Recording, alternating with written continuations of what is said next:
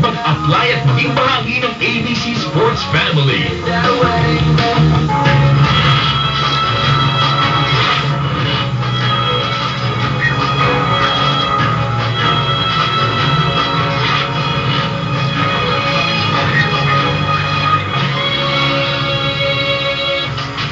Isang presidential aide ni Pangulong Gloria Arroyo ang di umano'y pumigil sa paglitaw ni ISAF Agent Vidal Doble noong kainitan ng Hello Garci scandal noong 2005.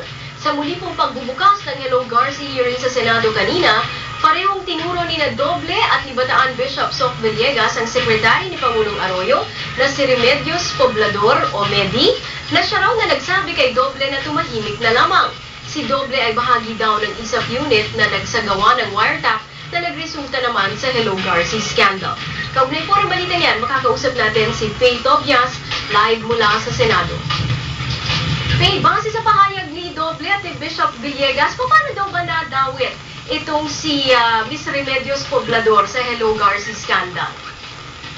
Cherry, ang kwento nga nitong si Vidal Doble sa mga senador kanina, noon daw makita sila ng kanyang asawa sa tahanan ni dating AFP Chief General Efren Abu noong 2005, naroon daw itong si Poblador. Sinabi ng kanyang misis na handang tumulong itong si Medi Poblador kung hindi siya magtetestigo sa Hello Garci scandal. Ayon kay Senator Lacson, nagsagawa siya ng background check at itong si Poblador ay USEC ng Legislative Liaison Office.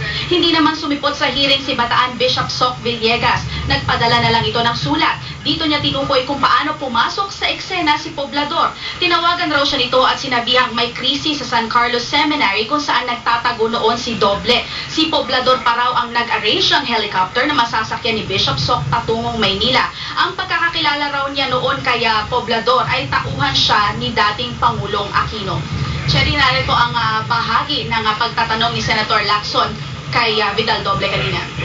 Sa pagkapanggit sa iyo ng asawa mo, sino si Medi at ano ang ginagawa niya doon? Ang pagkasabi ko ng wife ko na si Arlene, si Medi daw po ay secretary ni President Arroyo. Lumapit ito sa kanya na kung nagkaroon ng problema o may problema ay siya lang ang lapitan doon. Cherry? Okay, Faye, nadadawit na nga ang pangalan nito ni Remedios Poblador, ano? May plano ba ang mga senador na ipatawag rin siya sa hearing?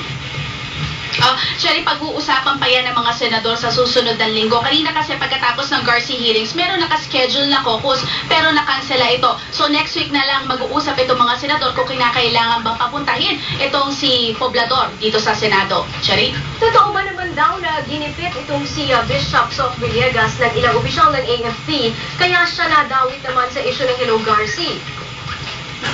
Cherry, sa sulat ni Bishop Soc kanina binasa sa investigasyon sa Senado, kwento niya na ang sabi sa kanya ni Poblador noon, posible raw pasukin ng militar ang San Carlos Seminary upang ilabas nga sina Doble at Ong. Siyempre naman na-alarma itong si Bishop Soc dahil baka naman madamay ang mga seminarista. Cherry? Faye, maliban kay Doble, bakit daw hindi naman sumipot yung ibang mga resource person sa investigasyon kanina?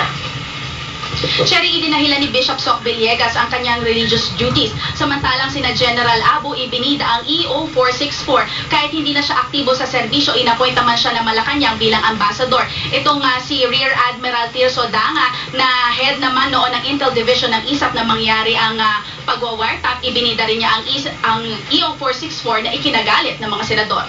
Cherry? Okay, maraming salamat sa iyong update. Si Faye Tobias po mula sa Senado. Susunod po sa big news, mga senador nagkainitan sa gitna ng Hello Garci investigation. At telecom giants na Globe at Smart itinanggi na meron silang papel sa nangyaring wiretapping.